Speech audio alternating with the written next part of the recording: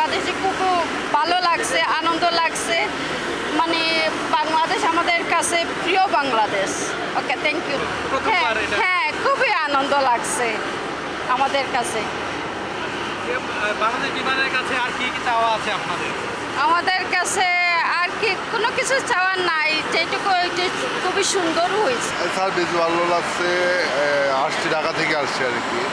আগে তো অনেক লেট করতো, আজকে প্রথম মনে হইলো রাইট টাইমে চলে আসছি আর কি। আগে তো সবসময় 30 মিনিট 40 মিনিট লেট হইতো। আজকে আসছি 10:50 ছিল, 10:55 ফ্লাই করছি। আগের দিকে একটু ডেভেলপমেন্ট হয়েছে, তাদের অ্যাক্টিভিটি, তাদের আচার ব্যবহার ভালো লাগছে অনেক। শিডিউলটা যখন মেনটেন করতে পারে, ভালো ভালো সার্ভিস দিতে পারে, তাইলে আমরা খুশি। স্পেশালি একটা ফেয়ার ঘোষণা করছিলাম, সেক্ষেত্রে অনেক ক্ষেত্রে 30% পর্যন্ত আমরা ছাড় দিয়েছি।